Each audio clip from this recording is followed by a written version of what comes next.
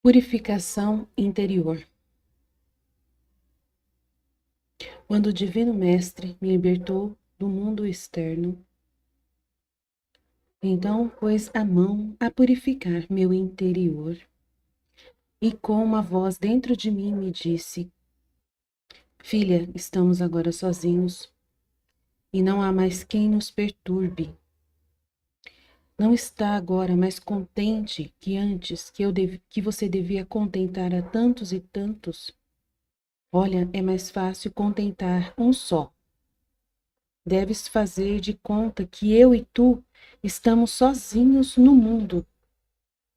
Prometa ser fiel, e eu verterei em ti tais e tantas graças que tu mesma ficarás maravilhada. Sobre ti fiz grandes desígnios. Sempre e quando tu me corresponderes, quero fazer de ti uma perfeita imagem minha.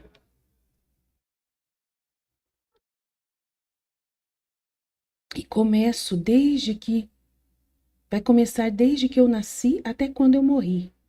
Eu mesmo te ensinarei um pouco cada vez o modo como o farás. Para fazer então com que eu derrame as minhas graças no teu coração, quero fazer-te compreender que por ti mesma nada podes fazer. Sou eu que cuido bem das almas quando elas se atribuem a si mesmas o que fazem, querendo me fazer tantos roubos das minhas graças assim. Essas fecham totalmente o caminho. Em vez disso, com aquelas que se reconhecem em si mesmas como um nada, eu sou generoso em verter as minhas torrentes de graças, sabendo muito bem que nada elas se referem a elas mesmas. Elas me agradecem e têm a estima que convém a si mesmas, de que são dependentes totalmente. Estas vivem com o medo de que, se não me corresponderem, posso tirar-lhes o que lhes dei, sabendo que não é delas, é tudo meu. Pelo contrário, nos corações que fedem essa soberba do eu, de se acharem que são elas que fazem as coisas, e por isso essas dizem que não conseguem. São essas que dizem que não conseguem, que não podem, que não dá. Nem sequer eu posso entrar em corações assim, porque são inflados deles mesmos. E não há lugar onde eu possa me colocar. Essas miseráveis não levam em conta as minhas graças, jogam tudo fora, jogam tudo na minha cara de volta, e vão de queda em queda até a ruína de vez. Por isso, quero que neste dia você faça atos de suprema humildade e se imagine como uma criança envolta em fraldas, que não pode mover nenhum pé para dar um passo, nem uma mão para agir, senão que tudo espera da mãe. Assim você estará junto a mim como essa criança, me rogando sempre que eu te assista, que eu te ajude, confessando-me sempre o teu nada, em suma, esperando tudo de mim.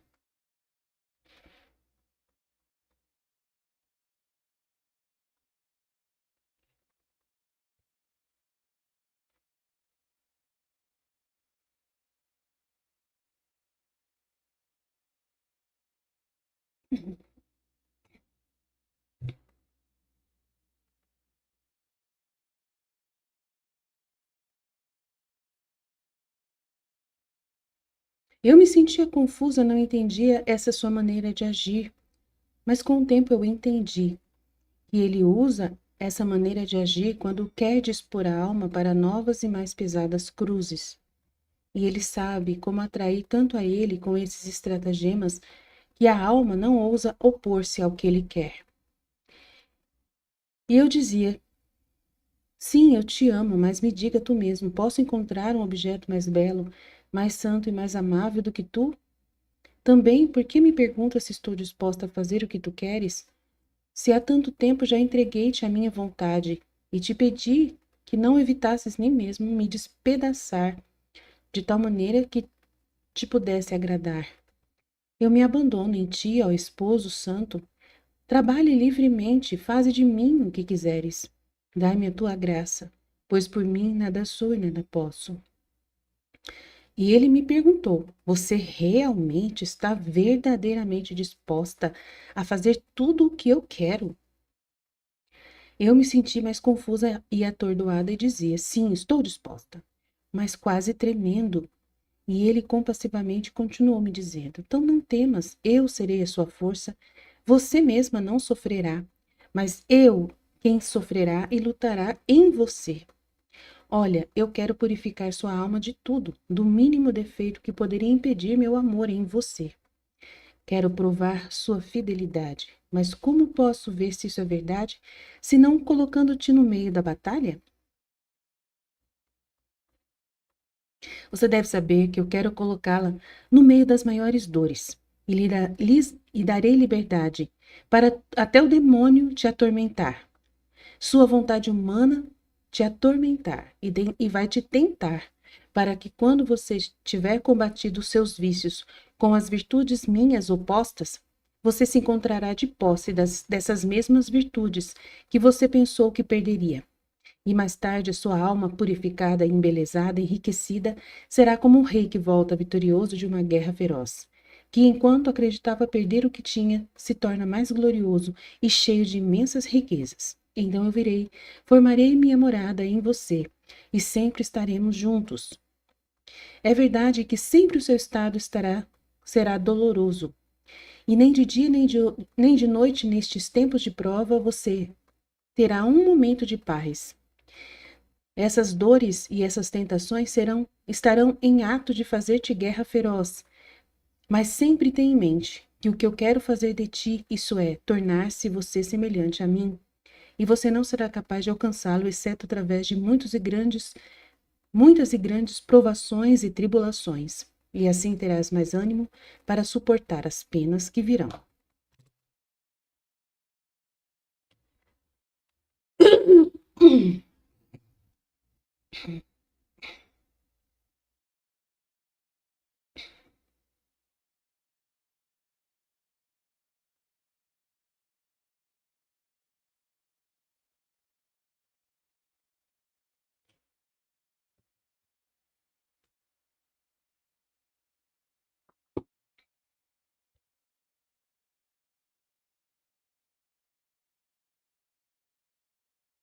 A cruz é o que dispõe a alma à paciência. A cruz abre o céu e une o céu e a terra, isto é, Deus e a alma.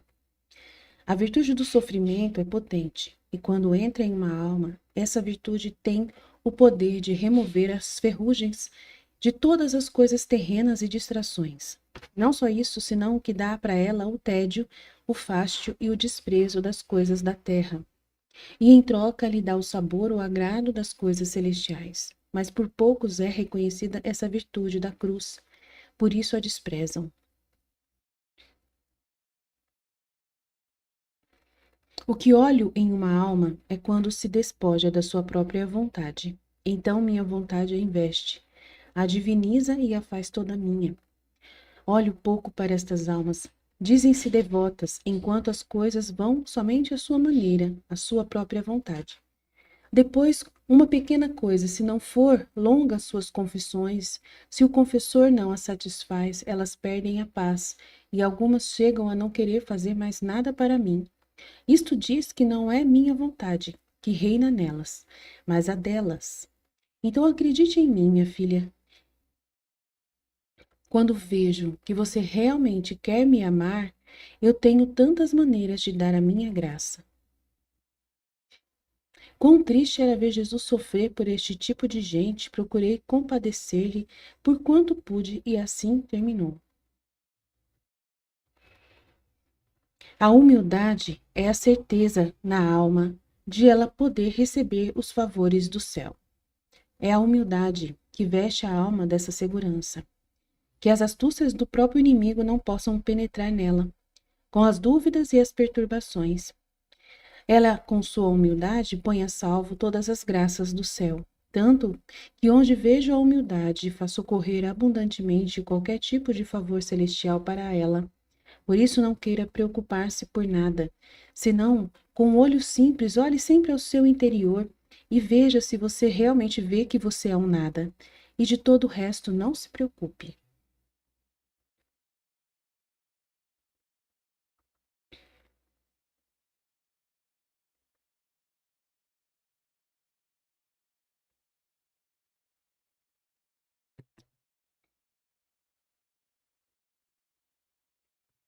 É só um minutinho.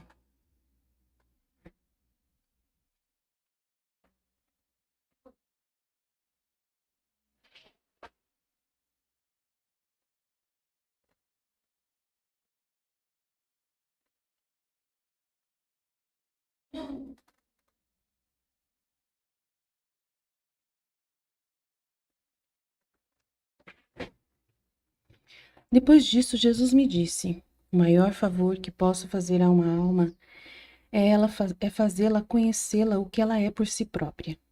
O conhecimento de si e o conhecimento de Deus andam de mãos dadas. Pois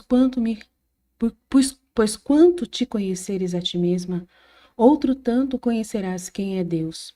A alma que se conheceu como nada que é, vendo que por si mesma realmente não pode fazer nada de bom, esta sombra do seu ser transforma-a em Deus. E disto acontece que em Deus ela vai fazer todas as suas operações. Tudo como Deus pede, ela obedece, sem olhar para si mesma. Acontece que a alma está em Deus e caminha junto a Ele, sem olhar, sem investigar, sem falar, em uma palavra, como morta, porque conhecendo a fundo o seu nada, não se atreve a fazer nada por si mesma, senão que cegamente segue as operações de Deus.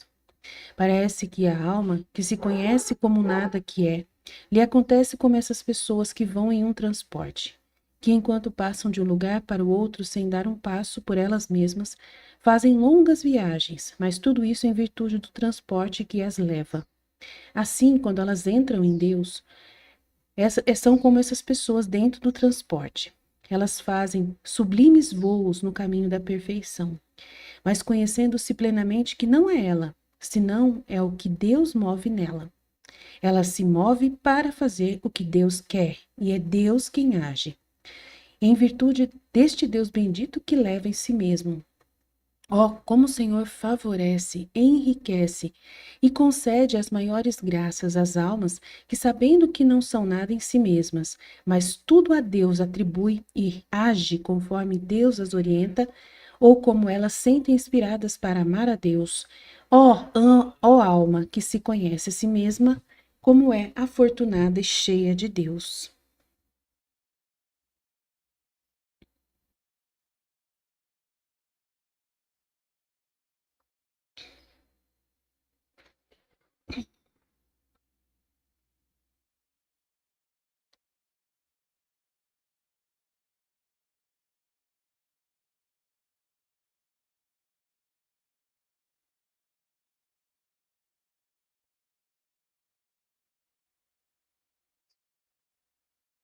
A cruz comunica tal resplendor à alma de torná-la transparente. E assim como quando um objeto é transparente, lhe podem dar todas as cores que se queira. Assim a cruz, o sofrimento com sua luz, dá todas as linhas e formas mais belas que jamais se possam imaginar.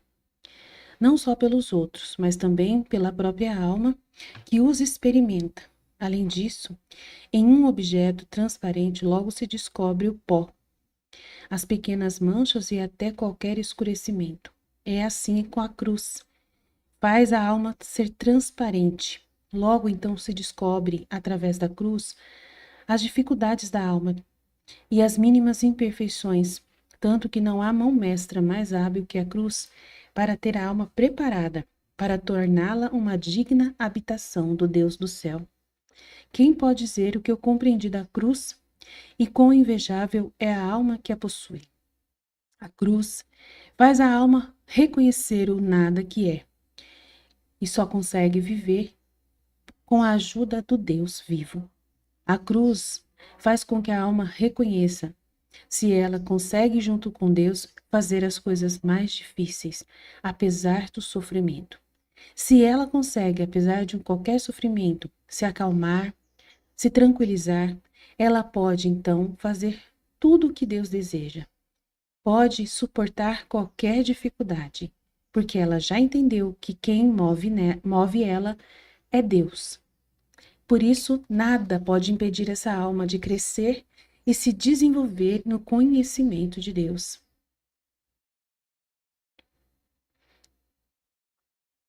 Depois disso, ele me transportou e me encontrei sobre uma escada muito alta, sob a qual havia um precipício embaixo, e por acréscimos degraus dessa escada eram móveis e tão estreitos que mal se podia apoiar a ponta dos pés. O que mais dava terror era o precipício e o não poder encontrar apoio de nenhum tipo. E querendo agarrar-se dos degraus, estes se caíam junto. Ver que quase todas as outras pessoas caíam e infundiam calafrio nos ossos. Mas se não podia evitar passar por aquela escada. Então tentei, mas assim que subi 2 ou 3 degraus, vendo o grande perigo que corria de cair no abismo, comecei a chamar por Jesus, para que ele viesse me ajudar. Então, sem saber como, encontrei Jesus junto a mim e ele me disse: Minha filha, você viu, este é o caminho que percorrem todas as criaturas humanas nesta terra. Esses degraus móveis, sobre os quais não podem ninguém se apoiar para ter sustento, são os apoios humanos, as coisas da terra, e que se querem apoiar sobre elas, em vez de lhes dar uma ajuda, ao contrário, dão-lhes um empurrão para se precipitarem mais cedo no inferno. E o meio mais seguro é caminhar quase voando, sem se apoiar sobre a terra, à força dos próprios braços, com os olhos em si mesmo, sem olhar aos demais, e também tendo-os todos atentos a mim, para ter de mim a força e ajuda. Assim se poderá facilmente evitar o precipício. A vida humana é um jogo. Há quem joga o prazer, há quem joga o dinheiro e há quem joga a sua própria vida. E tantos outros jogos que fazem. Também eu me deleito de jogar com as almas. Mas quais são estes jogos que eu faço com elas? São as cruzes que eu envio. Se elas recebem com resignação e me agradecem, eu me recreio e jogo com elas, agradando-me imensamente, recebendo por isso grande honra e glória, e a elas faço grandes aquisições de graças.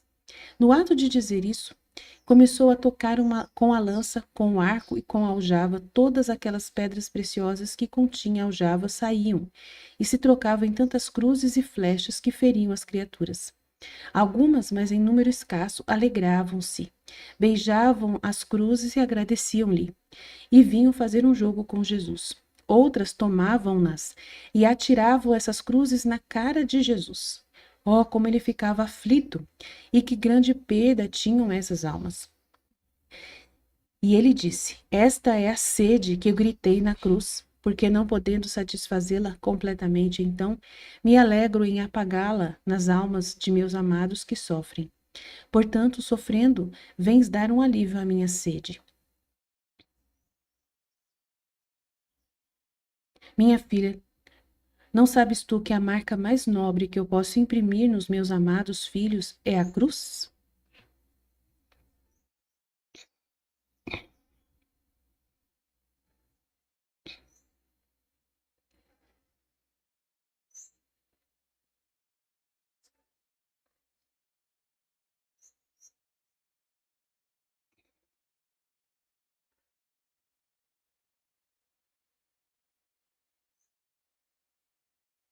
Amado bem meu, desta vez te estreitarei tanto que não poderás fugir de mim.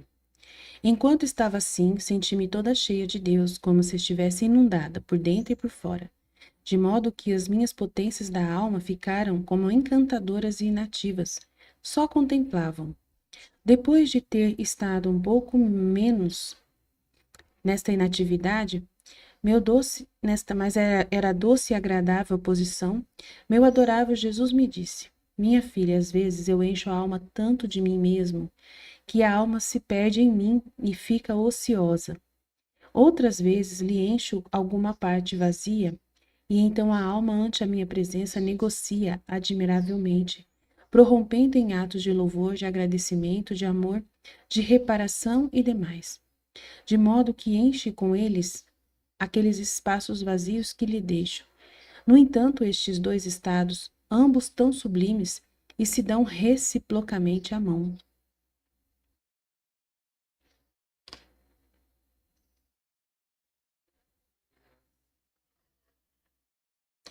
O interior da alma é um acúmulo de paixões, e conforme a alma vai abatendo as paixões, assim toma lugar cada uma das virtudes, cortejada por graus de graça, e segundo a virtude vai se aperfeiçoando. Assim a graça lhe fornece seus graus.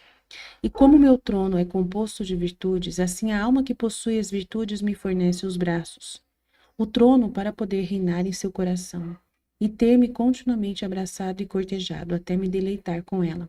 Agora, sendo que a alma pode manchar-se, mas a virtude fica sempre intacta, e até enquanto a alma a sabe ter, está com ela. Quando não, volta-se a mim as virtudes, ou seja, de onde saiu. Por isso não se maravilhe se me viu assim no seu interior.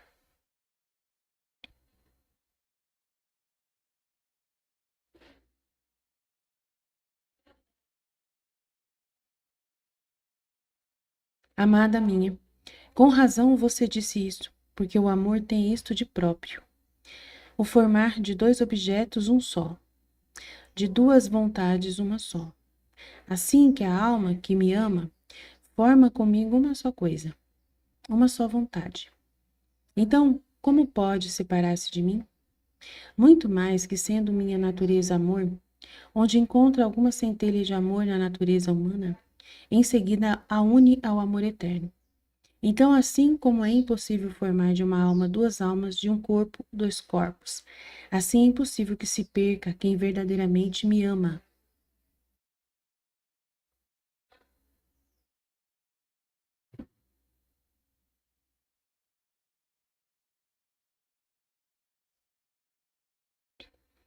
O que te recomendo é o espírito de contínua oração, este buscar sempre a alma conversar comigo, seja com o coração, seja com a mente, seja com a boca e até a simples intenção. A faz tão bela à minha vista que as notas de seu coração harmonizam com as notas do meu coração.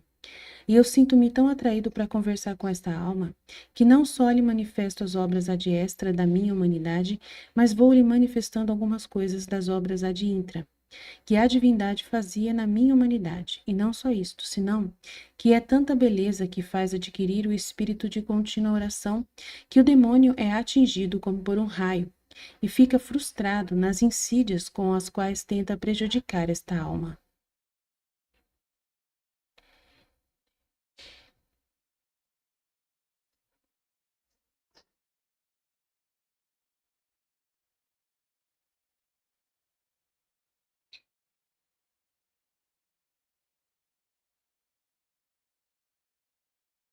A boa vontade da alma em fazer o bem é uma potência sobre o meu coração, e esta potência me conduz tanto que me obriga a dar-lhe o que ela quer. Sobretudo, a alma precisa ter a primazia da minha vontade. Por exemplo, olhe um pouco você mesma. Tem um corpo, uma alma, que está composta de inteligência, de carne, de ossos, de nervos, mas não é de frio mármore, pois contém nesta alma, neste corpo, um calor. Assim que a alma, a inteligência, o corpo, a carne, os ossos, os nervos devem ser minha vontade, e o calor que contém, o amor. Olhe a chama, o fogo, a chama, o fogo, deve ser minha vontade, e o calor que produz a chama e o fogo, o amor. Assim, em todas as coisas, a substância deve ser a minha vontade, os efeitos, o amor. E um e o outro estão tão conectados juntos que não pode estar um sem o outro. Assim que quanto mais substância de minha vontade a alma contém, mais amor produz. Minha primeira paixão foi o amor, porque o homem, ao pecar, o primeiro passo que dá no mal é a falta de amor. Portanto, faltando o amor, precipita-se na culpa. Por isso, o amor, para refazer-se em mim desta falha de amor, dessa falha do amor das criaturas, faz-me sofrer mais que todos. Quase me triturou, mais que sob uma prensa. Deu-me tantas mortes por quantas criaturas recebem a vida. O segundo passo que acontece na culpa é defraudar a glória de Deus. E o Pai, para refazer-se da glória tirada pelas criaturas, fez-me sofrer então a paixão da culpa. Isto é, cada culpa me dava uma paixão especial. Se a paixão foi uma, o pecado, ao contrário, deu-me tantas paixões por todas as culpas que serão cometidas até o fim do mundo. E assim recusou a glória do Pai. O terceiro efeito que produz a culpa é a debilidade no homem. E por isso quis sofrer a paixão pelas mãos dos judeus. Esta é a minha terceira paixão, para refazer o homem da força perdida que a culpa trouxe. Assim que com a paixão do amor se recusou e se pôs em justo nível o amor com a paixão do pecado, da culpa, se recusou e se pôs a nível da glória do Pai. Com a paixão dos judeus se pôs a nível e se recusou a força das criaturas. Tudo isto eu sofri no jardim do Getsemane.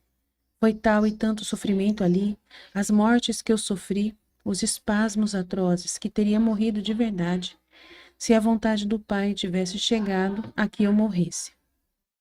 Depois continuei a meditar. Quando meu amável Jesus foi lançado pelos inimigos na torrente de Cedron, o bendito Jesus se fazia ver em um aspecto que movia a piedade, todo banhado com aquelas águas imundas, e me disse: minha filha, ao criar a alma, eu a vesti de um manto de luz e de beleza.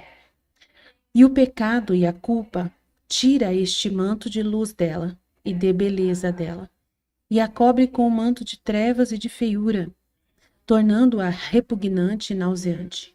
E eu, para tirar este manto tão nauseante que o pecado e a culpa põem na alma, permiti que os judeus me jogassem nesta torrente, onde eu fiquei como que coberto dentro e fora de mim destas sujeiras, porque estas águas pútridas que entravam até as orelhas, nos narizes, na boca, tanto que os judeus tinham asco de me tocar.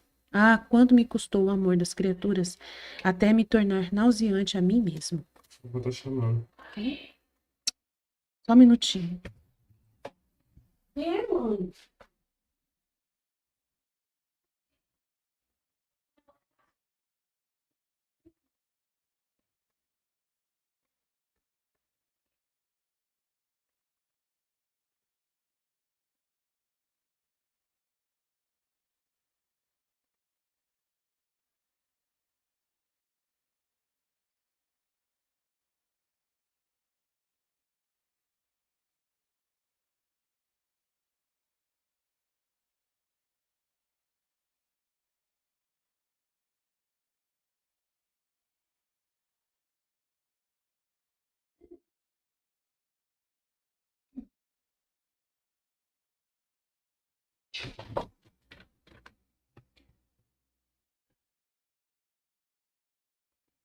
Minha filha, quem não faz a minha vontade, não tem razão para viver na terra. A vida se torna sem finalidade, sem meio e sem fim. É propriamente como uma árvore que não sabe e não pode produzir nenhum fruto, ou ao mais frutos venenosos que envenenam sempre mais a ela mesma. Aí envenenam a qualquer que imprudentemente a pudesse tocar.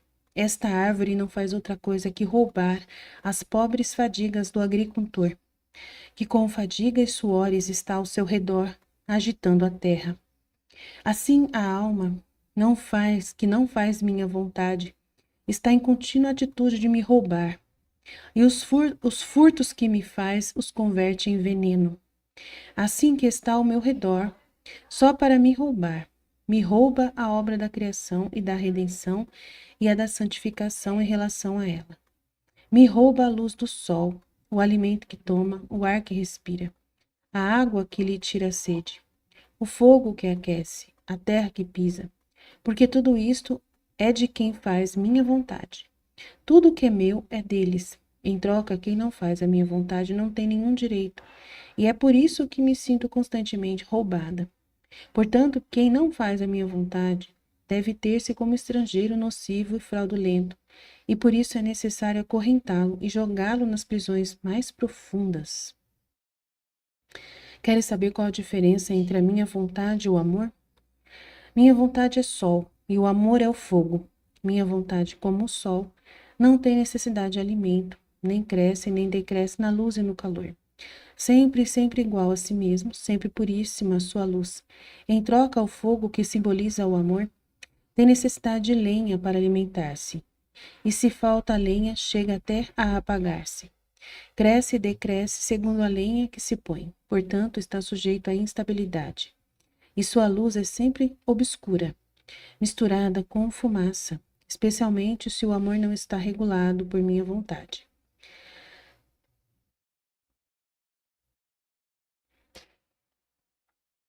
Minha filha, minha vontade é como ópio ao corpo. Os pobres pacientes devem sofrer uma cirurgia. Deve sofrer uma cirurgia, a amputação de uma perna, de um braço. Adormecem-nos com ópio. Com isto, não sentem a acuidade da dor. E depois, já despertos, encontram-se com os efeitos da operação feita. Esquece isso aí. Anda só tocando as coisas. Vou ter que tocar aqui, ó. Adormecem-nos com ópio, com isto não sentem a acuidade da dor, e depois já despertos encontram-se com os efeitos da operação feita. E se não sofreram tanto, a virtude foi somente do ópio. Tal é a minha vontade. É ópio da alma, que entorpece a inteligência, o amor próprio, a própria estima. Tudo que é humano e não deixa penetrar até o fundo um desgosto, a calúnia e o sofrimento, um estado de penas internas da alma. Porque o ópio da minha vontade a tem como adormecida.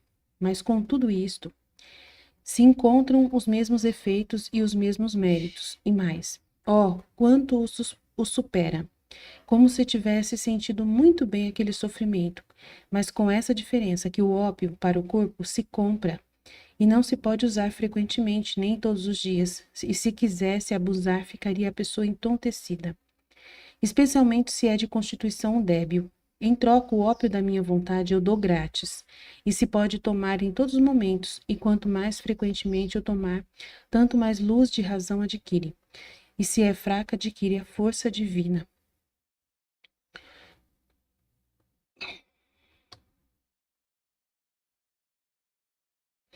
Minha filha, quando a alma reza com fervor, é o incenso com fumaça. Ao contrário, quando ela reza fria, mas sem que tenha feito entrar nela nenhuma coisa estranha a mim, é o incenso sem fumaça. Assim que um e o outro me são agradáveis, mas eu prefiro o incenso sem fumaça, porque a fumaça sempre dá algum desconforto aos olhos. O gelo, em minha vontade, é mais ardente que o fogo. O que te impressionaria mais, ver que o gelo tem a virtude de queimar e destruir qualquer coisa que o possa tocar.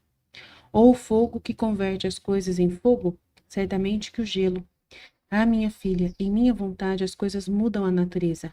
Assim que o gelo, em minha vontade, tem virtude de destruir qualquer coisa que não seja digna de minha santidade. E volta a alma pura, nítida e santa, tal como gosto a mim, não como gosta a ela. Esta é a cegueira das criaturas, e mesmo daqueles que se dizem bons. Ao sentirem-se frias, sem vontade de rezar, miseráveis e débeis, oprimidas e demais, e quanto mais se sentem mal, tanto se agacham em sua vontade e se tecem um labirinto para envolver-se demais em seus males. Em vez de dar um salto à minha vontade, onde encontrariam gelo, fogo, a miséria, a riqueza, a debilidade, força, a opressão, a alegria, eu com toda a intenção as faço sentir assim de mal, para dar em minha vontade o contrário dos males que elas têm. Mas as criaturas, não querendo entender isso de uma vez por todas, elas lançam no vazio os meus desígnios sobre elas. Que cegueira, que cegueira.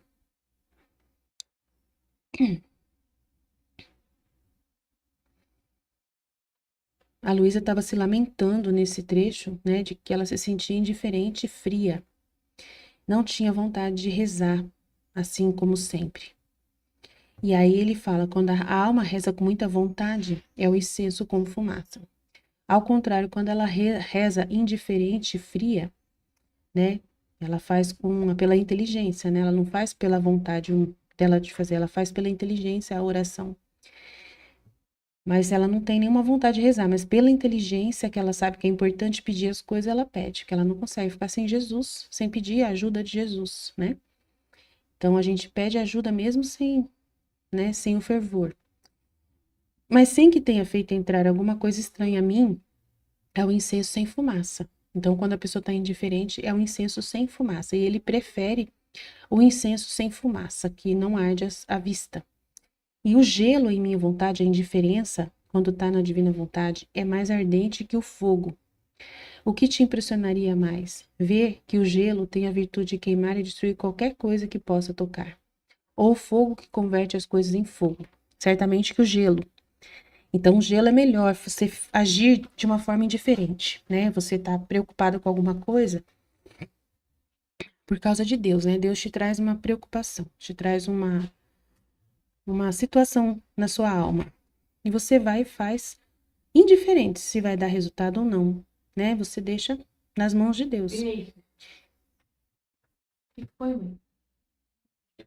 Pra quê? Ficar em pé. Ué, você tem que ficar em pé, não ele tem que ficar em pé. Você tem que ficar em pé e tentar andar normal. Mas como precisa de ajuda de alguém, tem que tentar. Ficar pedindo ajuda, você não vai conseguir. Encosta nos objetos, normal. E quando cansar, deita ali, fica deitado. Pô. Não tem problema. O médico falou que pode ficar deitada e em pé, deitada e em pé. Só que tem que ficar acordada, porque você já está misturando o sonho com a realidade. Isso Sim. Tudo bem, vai passar. Você está num processo de resguardo ainda, você vai tomar injeção hoje ainda. Vai ter que tomar injeção para melhorar isso aí. De paciência. Aí. Então deita, só deitar, um sofá enorme aí, ó. Anda um pouco e deita. Então, tô falando com a minha mãe aqui, me perdoa. Então, o gelo é essa indiferença. E aí ele fala: o que te impressionaria mais? Ver que o gelo tem a virtude de queimar e destruir qualquer coisa que o possa tocar.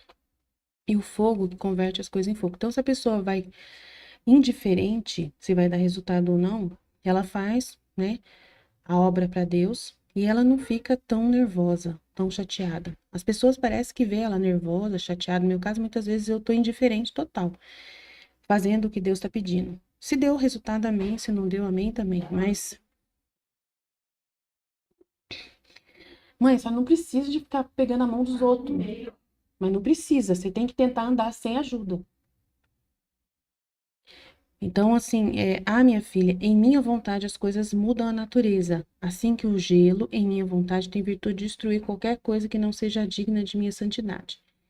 E a alma volta pura, nítida e santa, tal como gosto a mim. Então, ele não gosta que a gente fica preso aos sentimentos, assim, né? Eu tô lá preocupada com as almas, que ele pede para mim cuidar dessas almas, explicar para elas as coisas, e aí elas ficam bravas, né? Elas ficam chateadas, ou eu fico também, alguma coisa assim, parece que provoca a gente ficar bravo com aquilo. Mas a gente tem que ser indiferente, porque a gente sabe que quem cuida de tudo é Deus, não é a gente não é salvador de ninguém. Então a gente entrega o que Deus está pedindo e fica em paz, né? Mãe, a senhora tem que fazer isso sozinha. Não chama ninguém, não.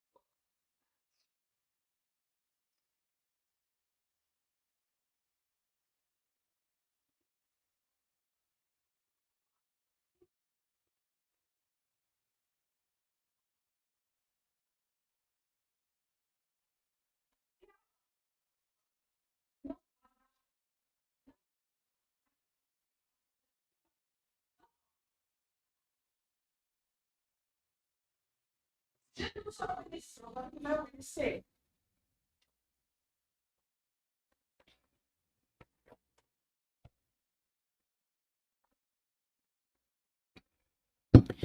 Vocês me desculpem, que a minha mãe hoje não sei o que deu. Mudou aqui a atitude. Ai, meu Deus, me ajuda, Senhor. Vou ter que parar, talvez, o vídeo aqui. Tô tranquila pra fazer o vídeo, mas ela começou aqui a fazer uns comportamentos que não tava fazendo, não sei o que aconteceu com ela. Então, eu tô explicando aqui sobre essa indiferença que a alma precisa ter para ela permanecer do jeito que Jesus precisa. Pura, nítida, santa, tal como gosto a mim, não como gosta ela. E esta é a cegueira das criaturas, e mesmo daquelas que se dizem boas.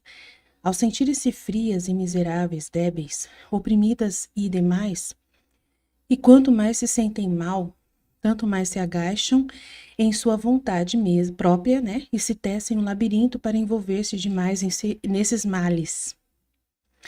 E em vez de dar um salto à minha vontade, onde encontrariam gelo, fogo, a miséria, a riqueza, a debilidade, força, a opressão, alegria, né? Porque todas essas coisas que a alma está sofrendo, ela tem que ficar indiferente a elas, não ficar, né? Eu falo isso direto, né? Quando você estiver no estado de ânimo, deixa o estado de ânimo para lá, né? Aguenta firme e vai fazer as coisas, né? Eu, né, peço para as pessoas, fica fazendo as coisas. Eu fico fazendo as coisas, fico dançando, fico cantando, fico cuidando do meu serviço, mesmo com os estados de ânimo. Mas as pessoas normalmente não ficam, elas ficam chorando, nervosas, né, se debatendo na cruz, né? E aí ele fala, eu com toda a intenção as faço assim sentir mal. Ele faz a pessoa sentir mal, de mal, para dar em minha vontade o contrário dos males que tem. Então é muito importante entender isso. Eu com toda a intenção, Jesus falando, as faço sentir assim de mal. Miséria, debilidade, opressão. Faço elas sentirem essas coisas para elas poder dar um passo na fé, né? Para fazer na fé. Então, você, mesmo que tá chateado, você senta aqui, vai fazer o vídeo, quando você vê, você tá falando de Deus, ele toma conta de você e você esquece da dor que você tá sentindo. Você esquece o nervoso que você tá passando, você esquece que tá cuidando de uma mãe e a mãe tá dando trabalho. Você esquece de tudo, né? Porque você tá vivendo da intenção de amar a Deus, de servir aos propósitos de Deus, apesar de.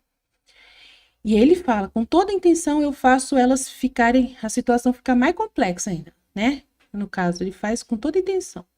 Para poder ver, que é o teste, né? Para dar em minha vontade o contrário dos males que tem. Para poder ela perceber que ela, apesar dela estar com problema, ela tem a minha ajuda. A paciência que eu tô dando, a força que eu estou dando.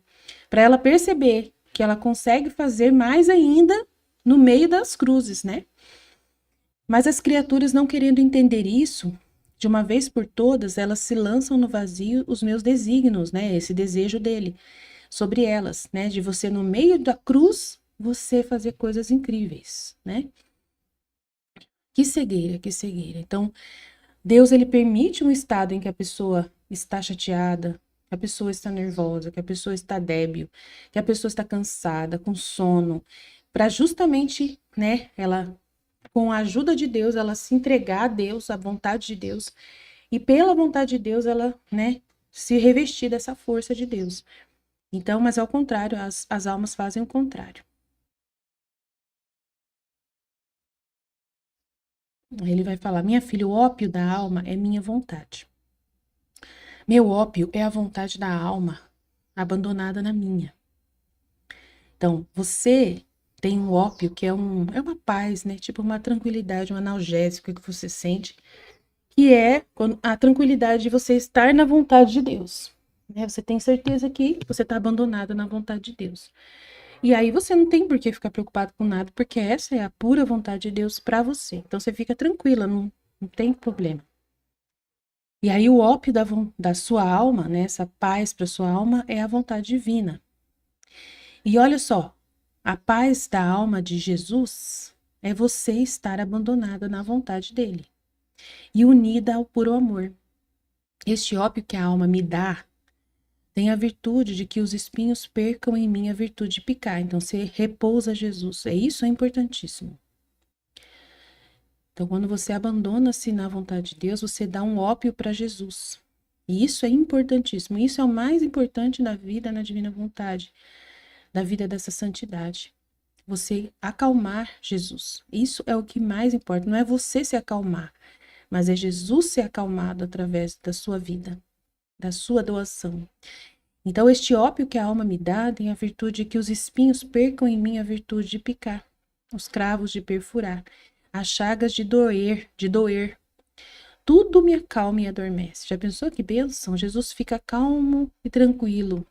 Assim que você me deu o ópio, como queres que te faça parte de minhas penas? Se não as tenho para mim, menos para ti, né? Para Luísa, falando para Luísa.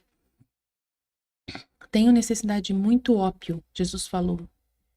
Eu tenho necessidade de muito ópio. E te quero tão abandonada em mim que não te sinta mais em ti mesma. Assim que não reconhecerei mais quem és tu, senão que somente me reconhecerei a mim em ti. Assim que te direi que és minha alma, minha carne e meus ossos. Nestes tempos tenho necessidade de muito ópio, porque se eu acordar, em dilúvio farei cair os flagelos. Então, ele precisa de muito que a gente se abandone na vontade dele. Muito mesmo, né? Então, a gente tem que dar para Jesus essa satisfação. Muitas vezes acontece às almas o que acontece no ar.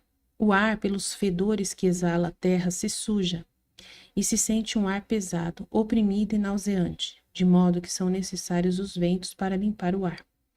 De maneira que, purificado o ar, se respira depois um vento finíssimo, que se estaria a boca aberta para respirar este ar purificado. Tudo isto acontece nas almas. Muitas vezes a complacência, a estima própria, o eu e tudo o que é humano sujam o ar da alma. E eu vejo-me obrigado a enviar-lhes o vento da frieza, o vento da tentação, da aridez, da calúnia, de modo que estes ventos limpam o ar da alma e a purificam, a reduzem a nada. E a nada abre a porta ao tudo, a Deus, e o tudo faz soprar tantas brisas perfumadas, de modo que a boca aberta toma este ar e a deixa toda santificada. Então, o ar acontece, o ar pelos fedores que exala a terra. Então, a terra é fedida, né? Então, Jesus mesmo que fala que a terra é fedida. E o ar se suja e se sente pesado, oprimido e nauseante. De modo que são necessários os ventos para limpar o ar, de maneira que, purificado o ar, se respira depois um vento finíssimo, que se estaria a boca aberta para respirar este ar purificado. Tudo isto acontece também nas almas. Muitas vezes a complacência, a estima própria, o eu dela, né, e tudo o que é humano, tá vendo, gente? Suja o ar da alma. Tá? Então, o que é que vai sujar o ar da alma? É a estima própria, o eu, tá? Ele falando, tá vendo? Não é eu que tô falando do eu, é ele que tá falando. A complacência, o complacência é você se cuidar demais, se defender demais, né? Se proteger a si própria, né? A complacência é você se achar o máximo, né? Se achar muito boa, muito boa. A estima própria é você querer proteger, né, a opinião das pessoas em cima de você. O eu é o eu, né? Você com o seu eu. E tudo que é humano suja o ar da alma. E eu vejo-me obrigado a enviar-lhes. Olha o que ele vai enviar para as pessoas que estão cheias de eu. Presta atenção.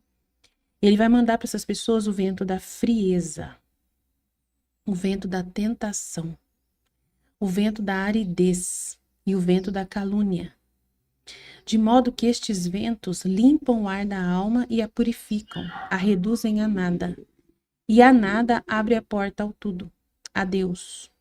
E o tudo faz soprar tantos ventos perfumados, de modo que a boca aberta toma este ar e a deixa toda santificada.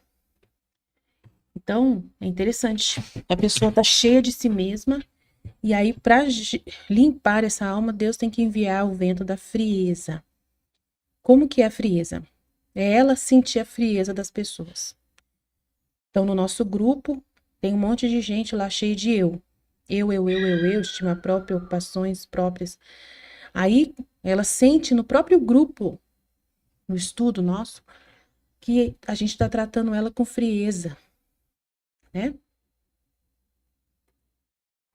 a gente tá sendo bravo com ela, né? A gente tá frio com ela, firme. Falando firme, você tem que parar com essa vontade humana sua. Você tá cheia de vontade humana. E não sei o que lá. E a pessoa fica toda nervosa, chateada com a gente. Ai, mas vocês não têm paciência. Ah, não sei o que lá. Mas a gente vai continuando frio. Jesus não muda, porque é ele que tá trabalhando, né? Ele tá movendo esse vento da frieza. E manda o vento da tentação. Aí a pessoa fica com a tentação de sair do grupo. Ah, eu vou sair desse grupo. Ah, eu acho que eu vou parar de estudar a Divina Vontade. Ah, esse grupo não presta. Ah, a tentação. Ah, eu acho que a Aline não sabe o que tá falando. Ah, não sei o que lá. Então, a tentação. Aí manda também o vento da aridez. Aí ela não sente mais vontade. Parece que perde a vontade de ler o livro do céu. Perde a vontade de estudar. Perde a vontade de rezar, né? Manda um vento da calúnia. Aí, de repente, a gente fala alguma coisa, ela fala, mas eu não sou assim, eu amo Jesus. Mas a Aline tá falando que eu não amo Jesus, tá? Ela entende assim, né? Ela entende assim, porque a gente não fala nada dessas coisas. Mas a gente fala a verdade, a pessoa fala assim, ela fica, né, vendo calúnia no que a gente fala, né? Como se a gente estivesse indo contra ela e se opondo ao que ela é e mentindo sobre ela, né? Ela fica, não fica aceitando, né, o que tá acontecendo. De modo que estes ventos limpam o ar da alma e a purificam, a reduzem a nada, né? Então elas ficam, se elas aceitam, né?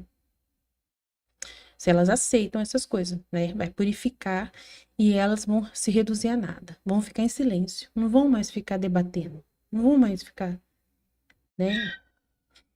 E o nada vai abrir a porta ao tudo, a Deus. Então depois que a pessoa cansou, ela se debateu, se debateu, se debateu, se debateu, se debateu, e a gente falou e falou e falou e falou, e ela se debateu aí, ela falou assim: ah, não, já deu.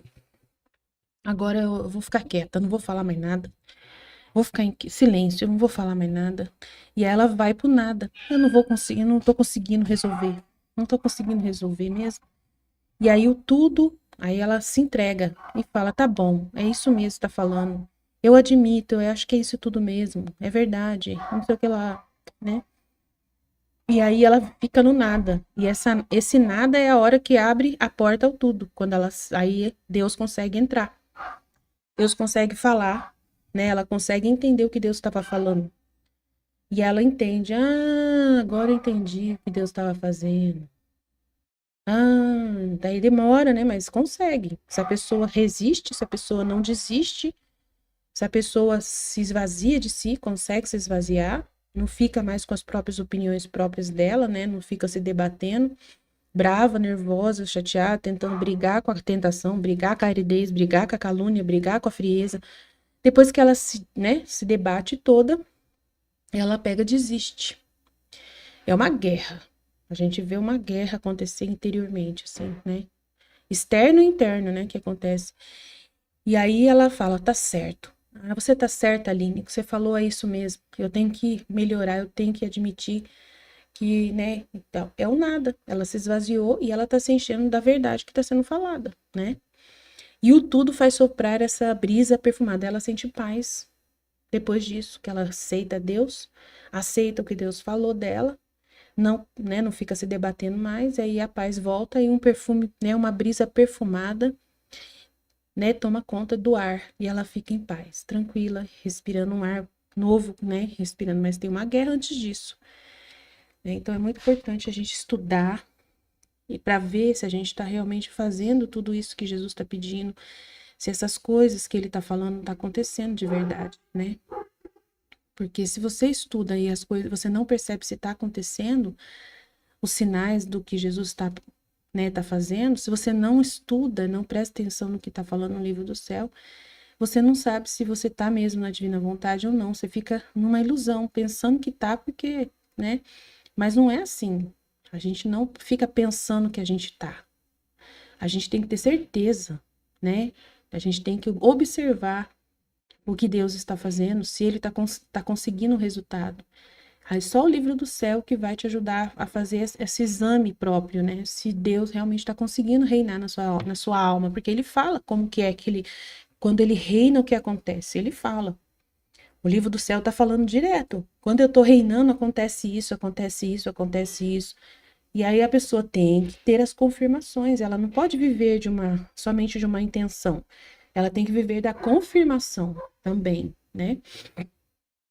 Então ele fala: na minha vontade estão todos os bens possíveis. E a alma que vive nela é necessário que esteja com confiança, trabalhando junto comigo como dona. Tudo esperam as criaturas desta alma. Se não sentem, e se não têm, elas se sentem defraudadas.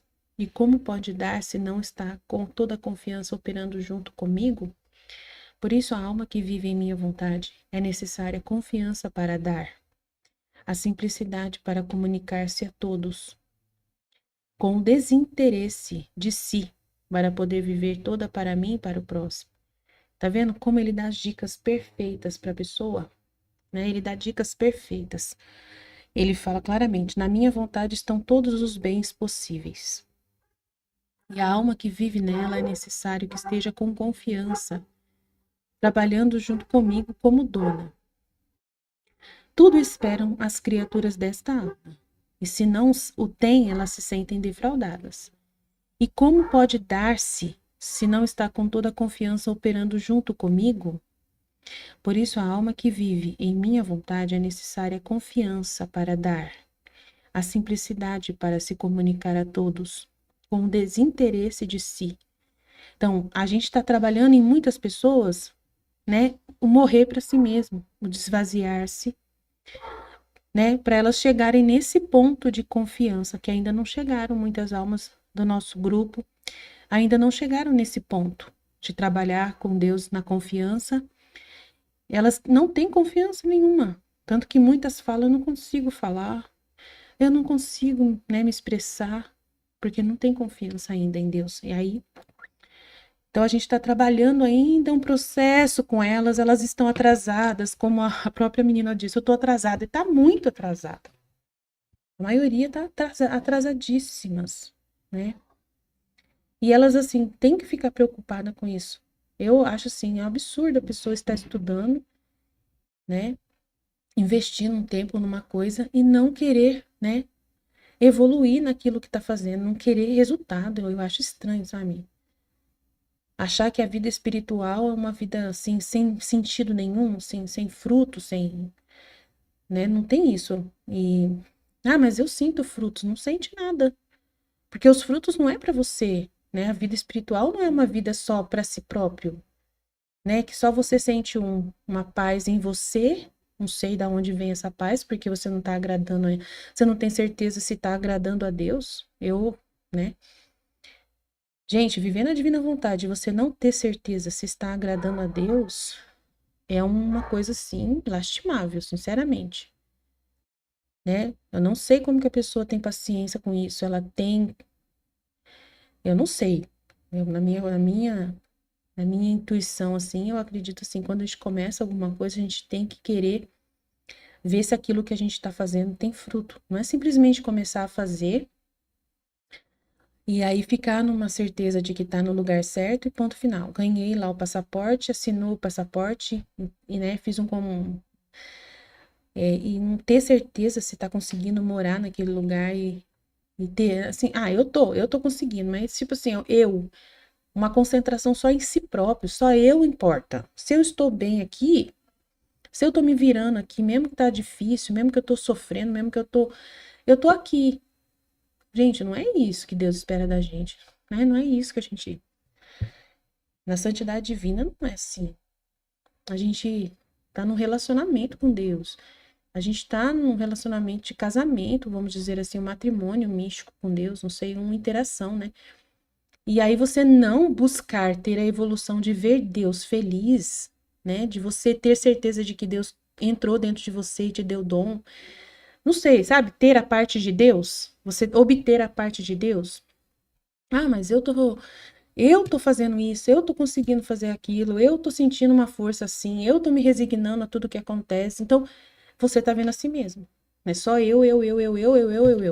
E Deus tá lá não sei aonde que você tá vendo Deus, né? Nossa, mas as coisas melhoraram na minha vida desde que eu tô estudando o livro do céu. Melhorou algumas coisas, porque eu melhorei nas minhas atitudes assim, assim, assado e tal. Então você tá vivendo para si mesma, né? E aí Então, assim, eu penso sim que a pessoa está vivendo para si própria. E eu fico assustada com isso, porque o livro do céu. Aí você fala assim para mim, é isso que eu fico preocupada, nessas coisas que eu falo. Quando eu falo isso é que eu fico um pouco preocupada, né? Porque eu falo para a pessoa, eu aviso ela, você está se enganando, você está vivendo para si própria, você está pegando e roubando a santidade divina para você, as coisas da santidade de Deus para você. Você está roubando Deus, você está defraudando Deus, né? Eu acabei de ler um trecho dele falar de roubar, né? Que está roubando dele. E aí eu tenho medo de avisar para as pessoas que elas estão fazendo uma coisa errada e elas se assustarem, assim, a ponto de ficarem loucas, por não saberem sair nessa bagunça que né, que elas se afundaram, né? Delas não ter paciência para voltar a entender e não é voltar para o livro do céu volume 1, não adianta. Elas pensam que elas têm que começar lá os 31 dias com Maria de novo. Não adianta. É uma coisa que eu falo para eles, não adianta. Você pode começar e fazer os 31 dias 20 milhões de vezes. Se você não muda suas atitudes interiores, não vai mudar nada os passos que você dá. Então é isso que eu fico meio preocupada, de ficar avisando para as pessoas. Jesus não está aí. Você que está aí. Jesus não está aí. Jesus não está aí. Mas como que Jesus está? Ele está em todo lugar. Ele ama todos. Pois é, mas só que a vontade, né? Ele sendo feliz, ele sendo agradado, ele recebendo a glória, a satisfação para ele. Ah, mas ele não fica feliz por eu estar feliz? Ele fica mais ou menos, porque não. Eu acredito que ele quer a santidade divina é para ele receber a glória e não para você receber. Então, o que que eu penso que acontece? Que existe na caminhada na divina vontade, né? Essa realidade da pessoa viver a santidade das virtudes, né? Que é para si, eu ganhar. E Deus está ali na retaguarda. É Ele que está me dando. Eu sei que é Ele que está me dando, que eu estou ganhando. Mas só que você não está realmente dando para Deus, né? O que Ele precisa. E aí é isso que eu tenho um pouco de receio de falar, de avisar para as pessoas. Porque imagina, você chega lá e você avisa, você não está satisfazendo Deus plenamente na divina vontade, com o objetivo dos escritos que ele escreveu. Ele escreveu esses escritos para conquistar, né, almas para viver para ele, para darem o ópio que ele precisa. E você está preocupado só com o ópio que você recebe, e não o ópio que ele precisa. Então, e viver na santidade das virtudes é uma pessoa que se resigna à vontade de Deus, ela aceita a vontade de Deus, entendeu? É uma pessoa que se submete ao que acontece. E isso traz uma paz, porque a vontade de Deus é a fonte de todo bem. Então, traz uma felicidade para a pessoa se resignar e se submeter à vontade de Deus. Traz uma paz, uma felicidade, porque a fonte da felicidade é a vontade de Deus. Mas, assim, eu tenho que avisar, você não passou para outra fase. Você ficou só na metade do caminho. Você não andou mais o resto que precisa para poder dar para Jesus a satisfação que ele precisa. Então, eu fico avisando essas coisas. Não é puxão de orelha, não é nada disso. É simplesmente um aviso. Né? Tá faltando metade do caminho ainda para andar. E a pessoa tem que ficar tranquila. Tá bom, falta metade do caminho para andar, então deixa eu começar. É isso a minha proposta. Vamos começar. Vamos começar a fazer a outra parte do caminho? Vamos começar a corresponder a Jesus? Vamos começar a fazer o processo? Eu não estou mandando ninguém embora. As pessoas entendem isso. Que eu estou mandando a pessoa embora, estou mandando a pessoa desistir, estou falando para a pessoa parar. Não, eu não estou falando nada disso. Eu só estou avisando a pessoa para ela andar, para ela começar a fazer o processo. Urgente, de não, né?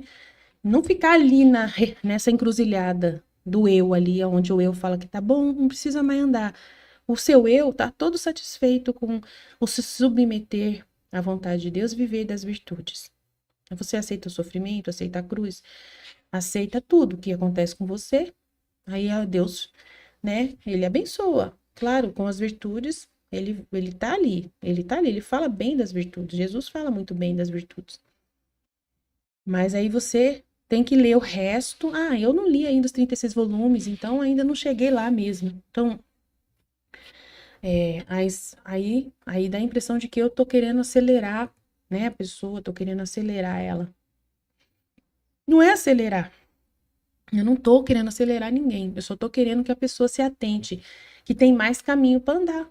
Só para isso, né? E aí eu vejo que as pessoas não estão saindo, entendeu? Não estão fazendo. E aí que eu posso fazer é continuar insistindo. Acho que é o meu papel, né? Continuar insistindo. Tem mais para andar. Toda vez que a pessoa olhar para minha cara, eu vou falar: tem mais para andar. Tem mais para dar para Deus. Tem mais para você fazer. E não tem nada de errado, isso é amor, né? É amor. A pessoa tem que falar assim. Toda vez que eu olho para a cara da Aline, a Aline me deixa numa situação, parece que eu tô falhando com Deus. Normal, tá, é parte, faz parte. É esse o meu papel. Talvez Deus me colocou nessa posição. De eu apontar o resto do caminho que falta para andar. E é uma situação difícil para mim, pode ser, mas é o que eu tenho missão, é a minha missão, né?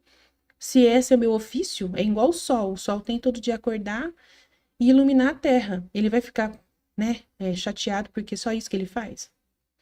E todo dia que você olhar para o sol, você está sentindo queimar a sua vista, você está sentindo queimar o calor, você está vendo uma luz forte, né? E aí é isso que ele tem para oferecer. E você, e ele vai falar assim: "Ah, eu queria fazer outra coisa. Jesus, muda de, deixa eu ser um vento também". Não, ele tem que aceitar que ele é o sol e ficar quieto no canto dele, fazer bem feito. Então eu tenho que aceitar que esse é meu papel, avisar para as pessoas, falta andar mais. Falta andar mais, né? E aí esse é meu papel. Toda vez que a pessoa chegar perto de mim, falta dar mais. Falta. Você tem que trabalhar melhor. Você tem que investir mais. Você tem que. Se esse é meu papel, fazer o quê? Vou ter que continuar fazendo meu papel. A gente tem, né? E aceitar a vontade de Deus. O que Deus está querendo de mim é isso. Então, que seja, né?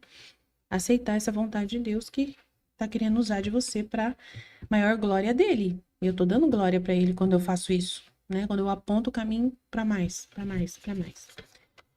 Amém? Então tá bom, já deu. Desculpa aí as intromissões aí da bagunça. Agradeço muito a Deus para que Deus possa iluminar a sua vida, te fazer, né, chegar mais longe, mais longe, mais longe nessa caminhada. Amém? Jesus, eu confio em vós. Fit, fit, fit.